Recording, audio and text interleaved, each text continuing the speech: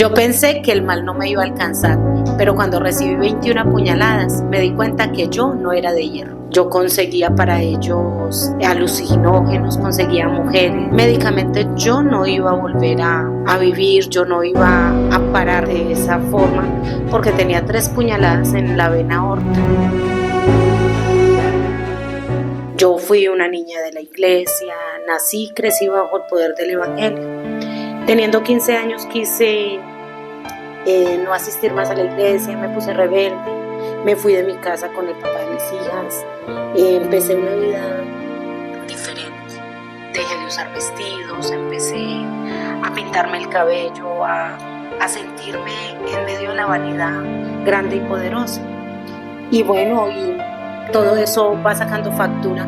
Uno cree que uno controla cuando está tomando, que uno tiene el control de lo que hace. Y uno no sabe que el enemigo nos está poniendo trampas. Pero yo, lejos de todas esas cosas, aisladamente empecé a conocer y a caer en un mundo bajo, creyendo que yo era indispensable, que yo era valiosa e importante para ciertos grupos. Yo conseguía para ellos alucinógenos, conseguía mujeres, lo que ellos pidieran. Para mí era muy fácil porque yo soy nacida y criada en un barrio de alta contaminación aquí en esta ciudad. Y luego de tantas ires y venires, yo me transformé en una persona diferente. Dejé mis ideales y aquella semilla que estaba plantada en mí me redargüía, porque muchas veces cuando estaba bajo los efectos del alcohol, cuando estaba muy llevada, el Espíritu Santo me redargüía y resultaba cantando alabanzas o acordándome de alguna cita bíblica que mis padres me infundieron desde pequeña, porque esa semilla ya estaba plantada. Y una temporada en que yo me desacomodé mucho de mi vida y empecé con estas personas a llevar ya mujeres a la prostitución. A las maletas de estas mujeres yo llevaba drogas para otras ciudades, y si llegaban de pronto a encontrar estas drogas, estos alucinógenos en las maletas de ellas, yo no tenía nada que ver, yo solo iba acompañándolas. Teníamos una doble fachada, una doble vida. Y bueno, yo tuve demasiadas complicaciones aquí en el Club de Leones de Dos Quebradas. Yo recibí 20 puñaladas, en las cuales médicamente yo no iba a volver a vivir, yo no iba a pararme de esa forma, porque tenía 3 puñaladas en la vena aorta. Aquí tengo una foto donde en esa época, 10 días después de las puñaladas, y el médico decía que yo no iba a volver a hablar, que no iba a volver a caminar bien, que mi brazo derecho no iba a volver a funcionar, iba a quedar con demasiadas discapacidades. Pero no era lo que el médico dijera, era la gracia y misericordia del Señor Jesucristo en mi vida. Fue Él quien de cierta manera empezó a mostrarme que me estaba dando una segunda oportunidad. Y no así, después de haber aceptado esa ayuda del Señor Jesucristo, me fui para el Magdalena Medio a esconderme de quizás, porque dice la palabra que huye el pecador sin que nadie lo persiga. Yo sentía que venían detrás mío nuevamente. Esto me genera inclusive desconfianza, me generó en mí mucho inconformismo.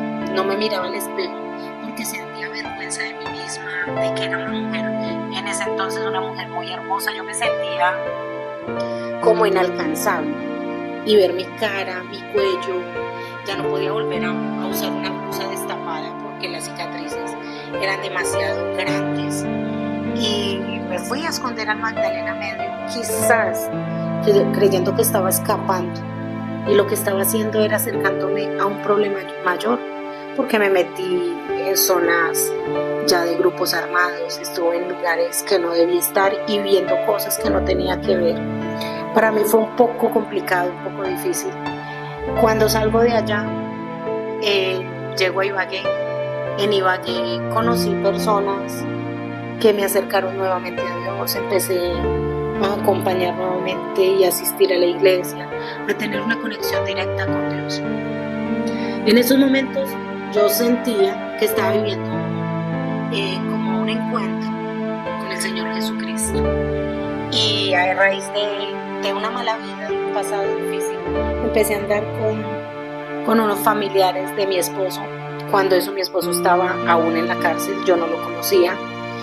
Y cuando mi esposo sale de la cárcel, me lo presenta y nuevamente caigo en el alcoholismo.